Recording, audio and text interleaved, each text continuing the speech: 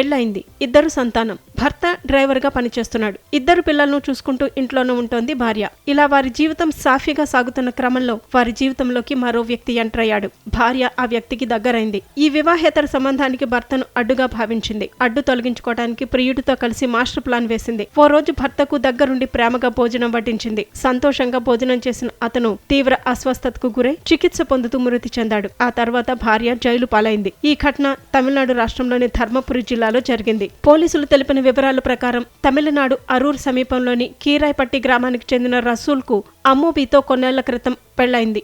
రసూల్, అమ్మూబీ దంపతులకు ఓ కుమారుడు, కుమార్తె ఉన్నారు. రసూల్ ఓ ప్రైవేట్ కంపెనీలో డ్రైవర్ గా పనిచేస్తూ కుటుంబాన్ని పోషిస్తున్నాడు. ఈ క్రమంలోనే కొన్ని రోజుల క్రితం రసూల్ వాంతులు చేసుకుని స్పృహ కోల్పోయాడు. వెంటనే కుటుంబ సభ్యులు సేలంలోని ఓ ఆసుపత్రిలో చేర్చారు. వైద్యులు అతనికి చికిత్సను ప్రారంభించారు. ఈ క్రమంలో ఆయన రక్త నమూనాలు పరీక్షించగా దానిలో పురుగుల మందు అవశేషాలు ఉన్నట్లు గుర్తించారు. ఈ విషయాన్ని వైద్యులు కుటుంబ సభ్యులకు తెలిపారు. దీంతో రసూల్ కుటుంబీకులు ఒక్కసారిగా షాక్ అయ్యారు. ఆయన భార్య అమ్మూబీపై అనుమానంతో ఆమెను అడిగారు. పొంతన లేని సమాధానాలు చెప్పడంతో అనుమానించిన కుటుంబీకులు ఆమె సెల్ ఫోన్ లోని వాట్సాప్ చాటింగ్ ను పరిశీలించారు. దీంతో అసలు విషయం వెలుగులోకి వచ్చింది. అమ్మూబీ స్థానికంగా సెలూన్ నడుపుతున్న లోకేశ్వరన్తో చాట్ చేసినట్లు కుటుంబ సభ్యులు గుర్తించారు. అందులో "నువ్వు ఇచ్చిన విషయాన్ని మొదట దానిమ్మ రసంలో కలిపా, దాన్ని నా భర్త తాగలేదు, దీంతో ఆహారంలో కలిపా" అంటూ అమ్మూబీ పేర్కొంది. ఈ క్రమంలోనే ఆసుపత్రిలో చికిత్స పొందుతున్న రసూల్ మృతి చెందటంతో కుటుంబ సభ్యులు అతని భార్య, ప్రియుడిపై పోలీసులకు ఫిర్యాదు చేశారు. కేసు నమోదు చేసిన పోలీసులు